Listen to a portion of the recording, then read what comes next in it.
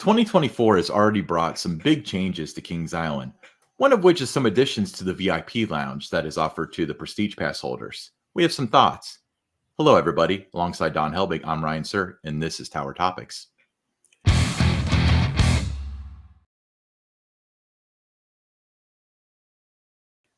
Tower Topics is a podcast for Kings Island fans, by Kings Island fans, because that's who we are, and that's who we care about. Yeah, so it's funny because the debate has gone on for quite a while about the Prestige Pass and the value that it offers. Is it worth it? Is it not? Because I feel like a lot of people bought it the first year. They were super excited. The terms were changed on it. They lost some people, me included. And it seems like they're trying to claw back some. But the one big change that we've seen is that they've added a Coke machine to the VIP lounge. But you have to have a drink plan to use it. Yeah, I think that's a nice addition. I know that was something that those that were in the Prestige VIP area last year when they would visit, the tap water wasn't getting it done for them. So they wanted to have, soft drinks available for them. They've always had the chips and the different snacks that, were a little more visible for guests on the outside walking by could see, but they had those there before. So it's nice to see that, a lot of the concerns about the Prestige Pass and the VIP Lounge, that some of those things have been taken serious, and they're looking to do some upgrades to that program and to the lounge area. Yeah, I do like the gesture, and I've got thoughts about this specifically because I'm kind of torn. On one hand, I agree. I think it's great that they were like, okay, we need to do something about this. On the other hand, I mean, especially for the people that pay $35 or $40 or whatever, you can't use it without the drink plan. But on the third hand, name a Prestige pass holder that doesn't have the drink plan. If you're going to go Prestige, you're going to go all in on everything else, right?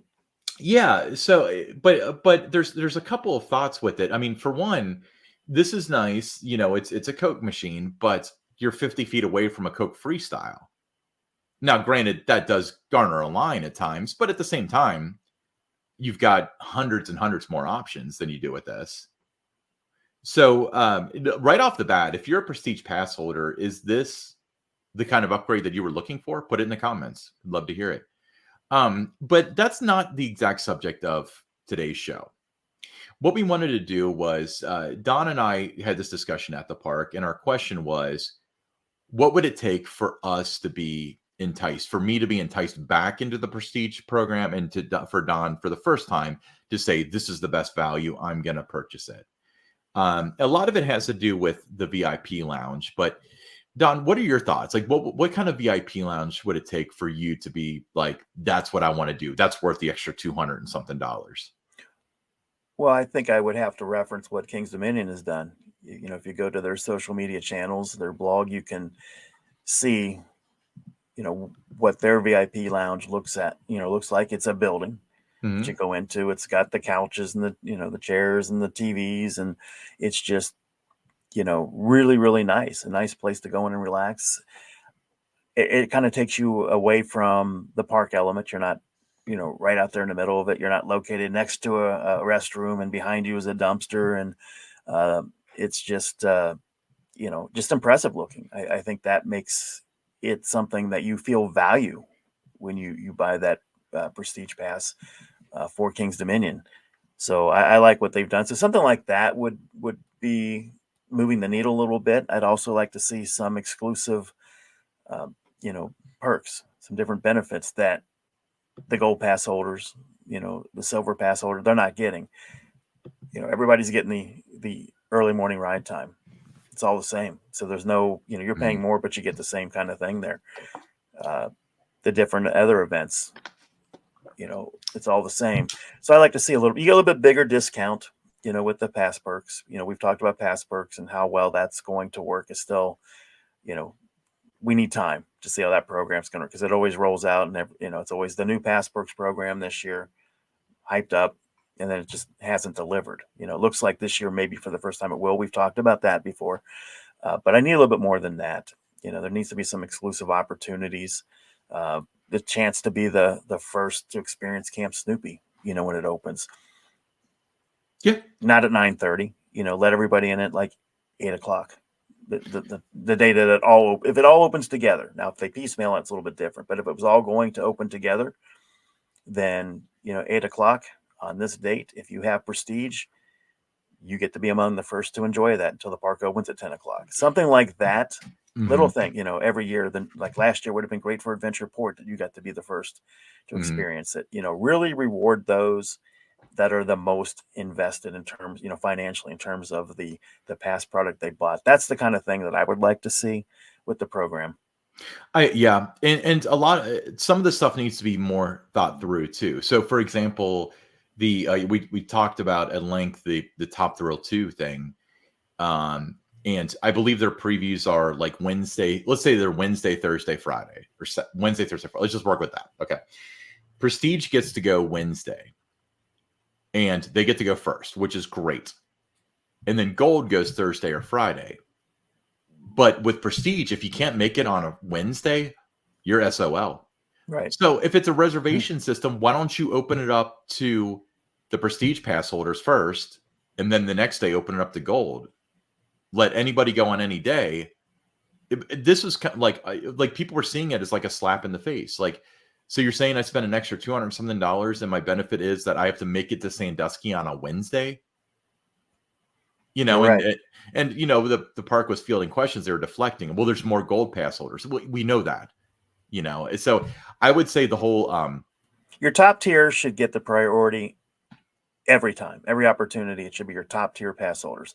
It's that way. You look at Major League Baseball teams, the NHL, all that, whatever, the top season ticket holders get that first priority. You're guaranteed something, if you're a Diamond Club member, that type of a thing.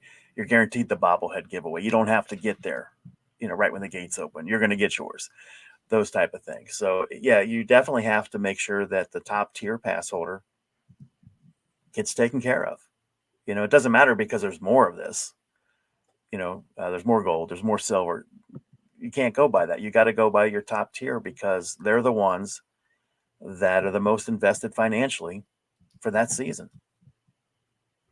Yeah, and give them a reason to. Like for me, it was the one thing I did miss is like the preferred parking. That was one thing where it was like a FOMO thing where I wish I had it, but no part of me was like, God, I wish I could get into that VIP lounge with the other people. I wish I was in there because there's not. I mean, I can go sit under the chicken shack and have the same kind of experience. It's Let's talk nice. about that parking a second, okay? I Mhm. get you get the park a little bit closer, but on Friday, I parked in whatever it was, Racer, you know, 19 or something. I just walked across the 2-lane road and I'm right in that VIP parking lot, where Prestige parks. So Sure. I walked 18 feet. That was my difference between if I'd had Prestige or, what I have with the Gold Pass. So I get it if you get there in the middle of the afternoon, where you're going to park maybe out by the marquee or, somewhere further away. But for the most part, to me, there wouldn't be any value with that if I was getting there early in the morning on most of my visits, because I can park, just right across the 2-lane road from where the Prestige Pass holders are able to park. So I know that's valuable to some, but for me, that would not be a reason to buy that pass because I can park a little bit closer. Well, for me, it's where I saw the value was, with Prestige, like if I could just leave a jacket in my car and run right outside and get it and stuff, and you don't always have that luxury. And I'm not a 9:30 a.m. ERT person. I'm a stroll in at 5 o'clock person.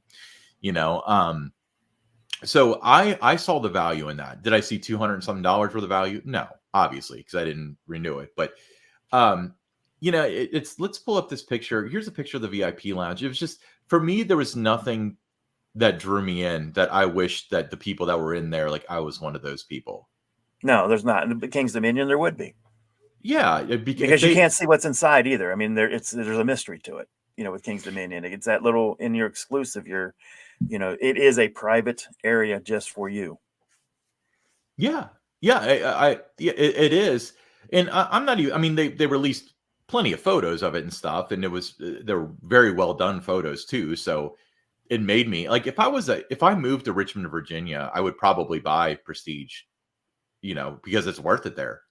Now, granted, there's a little bit more weight as far as like that single use fast lane, because that's definitely more valuable at Kings Island and at Cedar Point than it is at Kings Dominion. And, you know, I don't want to call out other parks because not all of them have Prestige, VIP Lounge, and so on. But um, that's it seems like there's part of it is really smart and part of it is really not well thought out because the parking, the fast lane, and the VIP lounge, it seems like it's trying to attribute to like it's trying to draw certain people. Because talking to some people that renewed when I was like, what drew you to renew? It was like, I just love being able to park in prestige in preferred parking, and that was enough for them. And for some people, it's like, there's all that hustle and bustle of trying to find a place to sit. I want to sit in the VIP lounge. Cool. And then the one time fast lane, totally worth it for me. Cool. But shout out to I don't remember your friend's name that we ran into near the Camp Snoopy construction, but they brought up a really good idea. It would be probably better if they parted this stuff out and they sold preferred parking for $150 tack on. And VIP lounge is $100 tack on. One time fast lane, you can either get all season fast lane for $800 or single use fast lane every visit for $150, $200. So you can part it out, or if you want all of it, then you can get the prestige pass for an additional $230. Think about it that way, it's smarter. But if you look at $230 for a VIP lounge, but so Don, where would you put the VIP lounge if you were going to just nix this whole thing and put a new VIP lounge in? What's your vision? Well, I don't like the location where it is. Okay, let's Right. start with that. I think I'm with the majority on that. There's a lot of ones that had it last year didn't renew, and part of that they said was because of the location. Right. I would look. You look around the park, spaces at a premium there where you can go with it. But I thought about it yesterday. What about the building where the antique photos are? Mm-hmm. It's already a building that you could kind of do a little bit with King's Dominion did there, kind of make it something that's inside. It's got pretty good amount of space in there. So I would look to maybe it's convenient for a lot of guests. A lot of guests go through Rivertown. So I think that's where I would put it. I don't know the numbers, what the antique, we get to dress up in that, with the antique costumes. I don't know, how much business that really does. I think you can Mm-hmm. move that somewhere else. You look at the front of International Street where you've, got a couple of those shops right up, under International Street. You can almost use one of those buildings or one of those stores for that. I think that would work there. So you're not going to lose that. So to me, that's the place in the park I would have gone with it. Is I would have looked at the antique, the old time photos building, and I would have put it there. That building's been there since the park opened in 1972. But I think that's the ideal spot for it. You could kind of remodel and make that really nice in there for the Prestige Pass holders. Yeah. Now, another thought for me, I like that idea. Actually, antique photos is something that came to mind. Uh, you also have the whole Tomb Raider building. You can make a 6-story VIP lounge there if you want to, or you could have like a rope swing or a fire pole down the middle. I mean, but yeah, Overnight it's accommodations, you could make like hotel rooms, and then you can do all kinds of stuff in that building. There's so much room in there. and I think that it's such an atrocity that it's a haunt, and I it's a have an haunt that's idea for been there that forever. building though, and I'll come out with it in a few Save weeks that for on. another episode. But Well, it's gonna be on the Theme Parks by Don blog because I was thinking, what can you do with that building? And it was something that okay, somebody asked us about that a few episodes ago as a question, so it got my mind, thinking about it. But we'll have another episode about that. we will. Here's another thought that I have, and this is I hate to have this thought. I'm going to express it because I think it needs to be expressed. Because this does really, really bother me.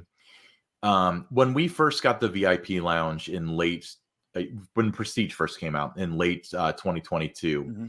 they had bottled Cokes and bottled water and all that stuff. And then quickly the bottled water went away and the bottled Cokes went away. And if you went to anybody that works in the VIP lounge or any of the park ambassadors, they would say they got rid of them because people were stealing them.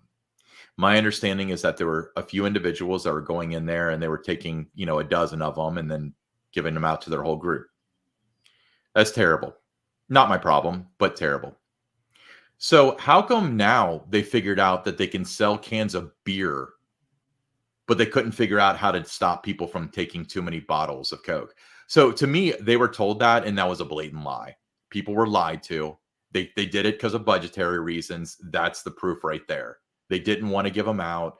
They fired the gun too early on selling Prestige. We know that whole story. But I, again, part of the reason why I don't want to get Prestige is because there was never an apology. There was never a thing. Because I know quietly they would say, well, that email wasn't supposed to go out to everybody and stuff. And again, that's not my problem. I spent $400 on the pass at the time. So, and I assumed I was going to get the stuff that was listed on the website, the bottled water and the bottled drinks and Right. stuff. Like, that's fine. If you guys want to hop in the comments and call me entitled and stuff, that's great. But nonetheless, I looked on the website. That was what was offered. I bought it. And then what was offered wasn't what was delivered. It was a bait and switch by definition because they quietly changed the language on the website. So now you're telling me like just, the bottled drinks was just too hard for us to figure out. We just couldn't crack the code of how to stop 2 or 3 people from taking too many of them. But now you're selling canned beer. Like how does the state of Ohio trust you with that if you can't figure out the bottled drinks, or you were lying and you didn't want to give them out because it's too expensive? But the thing that made me bitter Yeah. was that it was never, if they sent out an email uh, from Mike Kuntz, or if they have a park spokesperson, and just said like, hey, listen, we sent out this email. It was an error. This is what the program's actually going to look like. You have 7 days to contact us to say, I want to go down to gold if you want to. If not, we'll continue the program. That would have made everything all better. But they didn't. It was radio silence. There was no communication to the people that spent the most money on this pass. And then the communication was lies. It was lies that was handed down from above. And this proves it. This absolutely proves it. Yeah. And now, Ryan, I can tell, you're very passionate about everything about the park, and had it delivered on what was promised when you first bought the product with the Prestige Pass, you would be the number one ambassador for it. And you would have helped sell a lot more Prestige Passes because you would have felt so good about your investment in it that, as much as, you're a detractor on it right now, you would have been the complete opposite had you got what you were promised. Yeah, look at the meal plan. So I was talking to my manager at work, and he's, it's him and his wife, and they've got 2 kids under the age of like 6, I think. And he loves to talk about Kings Island to me. And I was like, oh, where do you like to eat at the park? Because all I like to talk about is food, apparently. And he was like, honestly, we usually go to Wendy's or Frisch's. Really, you do? That's so retro. Because like with the meal plan, we don't get the meal plan. I was like, well, why not? Well, because we only visit like 5 times. You're insane. You come out ahead. It's 120 something dollars or whatever. And then each meal is like 23, and the food's good now. And I talked him into buying 4 meal plans because I honestly believe in the product. But I haven't been slighted by the food department or whatever. I haven't been lied to by them. I haven't had a bait and switch with that. So yes, when it's a product that I believe in, that I feel comfortable promoting, then I'll sell it. I've probably sold thousands of dollars worth of meal plans and drink plans and stuff like that. And I would be on here talking about how great Prestige is. We would do an episode on why Prestige is the best option if it was, but it's not. They chose the program the way it is. They chose to handle it in late 2022 the way that it is. And unfortunately with that, everybody that I encounter, if they say I'm going to buy Prestige, I always ask them why. And often there's not the best answer. It's like, oh, I don't have to get that. You Yeah. know? But like I said at the beginning of the episode, we are seeing signs that a lot of the concerns that guests had about the Prestige Lounge and just the overall experience using the Prestige Pass, that there's been some positive changes with it that we've seen, the Friday night, Saturday, what we were able to observe. Now, we're not Mhm. the Prestige Pass holder, so if you are, go to the comments, let us know, what your thoughts are. If you had it last year, you visited this weekend, did you feel better about it? How did was it a better experience for you in the VIP lounge? Just let us know in the comments. Yeah, let us know what your thought was and what enticed you to buy the Prestige Pass, you know? And while you're there, I'm giving away another pack of the ride anniversary cards. So in the comments, why don't you also include the keywords Prestige VIP? Make that as a separate post. So two different comments. One telling us your thoughts on the VIP lounge and what enticed you into buying Prestige, and another one of just Prestige VIP. And I'm going to randomly pick somebody and I will send you the cards. So And Prestige Ryan, VIP. we've got to talk about how nice those card packs are. I mean, Yeah. it was really a great giveaway. I have a feeling because if you look at the back, and I wish I had scanned this beforehand, but it's got the common cards. So Beast through Soak City, it's 1 through 9, are considered common. This, by the way, says Series 1, so I'm assuming there's going to be more series of cards. The woman working at the I bought these, by the way. I didn't wait in line for them. The the woman working wasn't sure. I don't think that that's necessarily set in stone yet, but the cards 10 through 13 are ultra rare, which is 1979 through 24, 1999 through 2024. I don't know what that means exactly. I know, well, actually, I can assert because I know that there's an ultra rare card in this pack. In every pack, there's one, and they're so nice. They're like embossed and reflective and stuff. Um, but there are rare cards, not ultra rare, but rare, and it's First Announcement, Vortex Last Ride, King Cobra, and Lion Country Safari. So you can get any one of those. Um, I hope there's more of these because this reminds me of the Cedar Point pin program. Yes. Unfortunately, I don't have a pin. Oh, wait. Yeah, I do have a pin within reach sitting on my desk.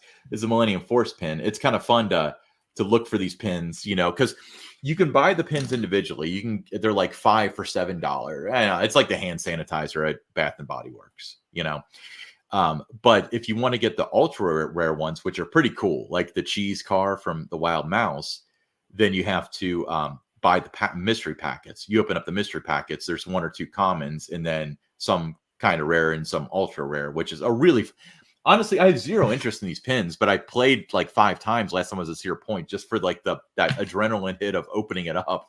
But I hope they do that with this. This is cool. And these will be easier to display and stuff. I really like these. Yeah, I mean, it was a great giveaway item. I was involved in a lot of different giveaways that the park did, from the Peanuts bobbleheads and some like poster giveaways. I think this was, one of the best ones that I've seen. And yeah, I mean, hats off to, whoever came up with that idea.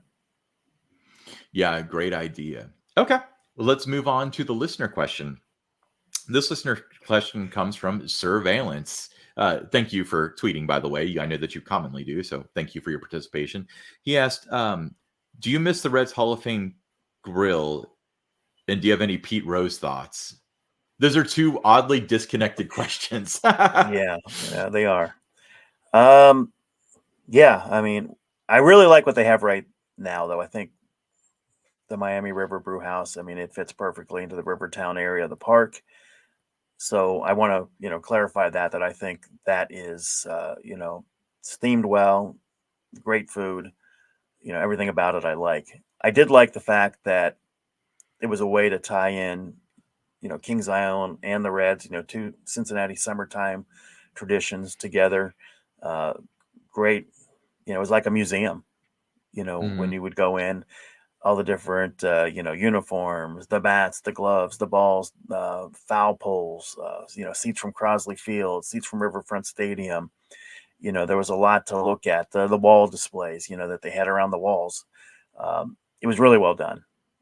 So I thought, in that respect, yeah, I miss it because it tied into Cincinnati summer traditions. Two things that are just part of the fabric of my life, has been Reds baseball and Kings Island. So in that respect, I loved it. I miss it. Pete Rose, wow. Where do you start with that guy? All-time hit king. It's debatable if he would be the all-time hit king if he did not play the last couple of years of his career for a manager named Pete Rose that would put his name in the Right. lineup. so I don't know that there would be another manager outside of Pete Rose that would have wrote Pete Rose in the lineup as often as Pete Rose did to get that hit Yeah. record. So I think that part, yeah, he's the all-time hit king, but he helped himself with that. Pete knew the rules.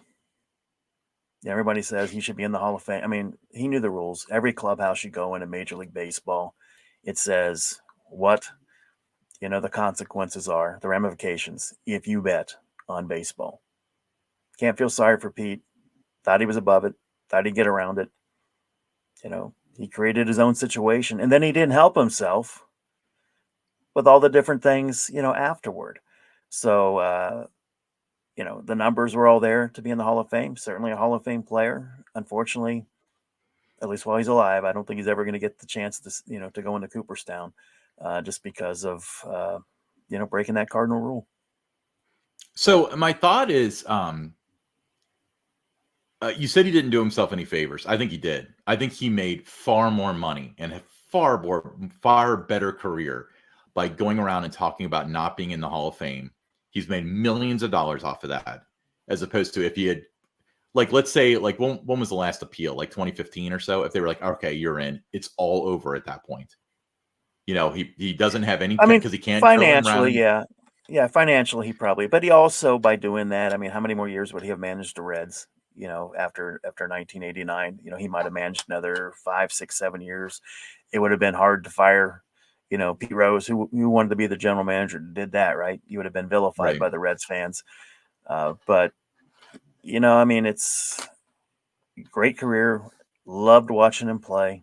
In the 1970s, one of my favorite players. Broke my heart when he signed, left the Reds and signed with the Phillies as a free agent. But Pete did not help himself, with what he did.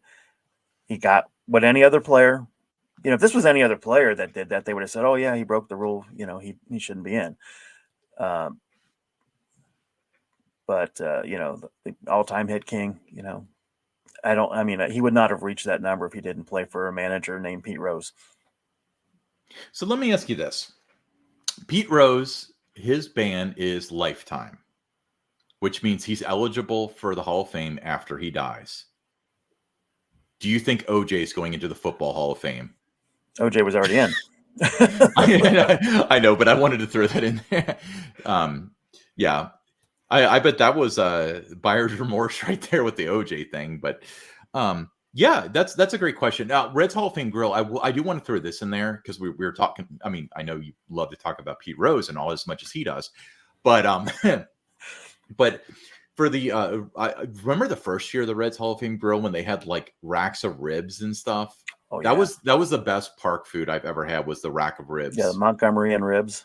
Oh, that was so good. Those were great. I remember the media day event for that. I mean, there was That was where I met Wildman Walker. yeah, there was as many cameras out for the Reds Hall of Fame grill opening, and as the story traveled around the region as much as it did, opening up different roller coasters around the park. Everybody saw that as a tremendous story tie-in.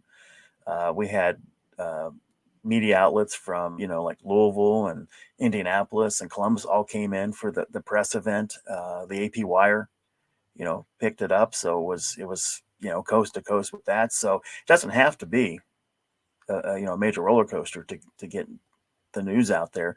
And the fact that it said every story mentioned Kings Island, win for the Kings Island. Every story mentioned Cincinnati Reds, win for the Reds. So as a PR person at the time, that was a great opportunity for me to be able to do some storytelling with that. Yeah. Yeah. I remember they were planning on the talk of the town was to do a lot more with it. And I feel like that often happens where it's like I remember when they opened Boomerang Bay, it's like, we're going to have live bands every weekend, and it never really happened. Because I remember the talk when they opened the Reds thing was that you were going to be able to buy Reds tickets there. Reds players were going to make appearances, and like I feel like maybe you did some. We had the Hall of Fame players, like some of the retired guys, or they were Mm, in the Reds Hall of Fame. A number of them, did come out for some different autograph signings. We had Hal Morris came out, Tom Browning came out, Tommy Helms came out, Jim O'Toole came out. So you had a number of them that did do the appearances, and it would bring Reds fans who normally would not have made a visit to the park to visit the park, to get that photo opportunity and the autograph from those players. So in that respect, I mean, it was a good partnership. So it just would have been nice to have more of the current players. But that's very hard, when the Reds are playing, when Kings Island's open, and the players, it's hard to do appearances during the season. yeah. So do you remember the Reds player Cal Daniels? Oh my gosh, one of the best hitters I ever saw. Okay, so I want to tell you a story. This is completely unrelated to everything, but I want to have this like recorded for posterity because I think you guys will enjoy this. I was probably 5 years old, and I saw him playing as the Riverfront Stadium, and this is ingrained in my brain. This is my first baseball memory. He's going back for a catch, and he slams against the wall, and he gets knocked out. And so he's laying there, and I guess like this was probably the 6th or 7th inning, and I was so young that we like left at that time. And my dad used to always tell me the story of I asked him about a year later, like, is that guy still laying in the outfield at the stadium? Yeah, Cal Daniels, like I said, of all the players I've seen in my more than 50 years of watching baseball, just had a beautiful swing, just one of the most natural hitters, one of the best hitters in Reds history. He did have some knee problems, so he didn't have a long career. Defensively, he was challenged in left field. I remember one of the Reds pitchers, Danny Jackson, one time had the famous quote. He said, "If Cal Daniels is a left fielder, I'm an astronaut." So, yeah, he was not a good defensive player, but oh my gosh, what a sweet swing. I mean, I really love watching Cal Daniels hit. Yeah, awesome. Thanks for Cool. the question. Yeah, thanks for the question. Yeah, make sure that you send that keyword at us to win one of these packs. I might buy some for myself, but hey, I'm I'm going Ryan. to. Yeah, I'm gonna buy one or buy a couple for myself just to hedge against like, okay, this is gonna be a thing because I don't want to not have the first set, but I think it's really cool. But hey, I'm Ryan Sir along with Don Helbig. The season's open, everybody. This is Tower Topics.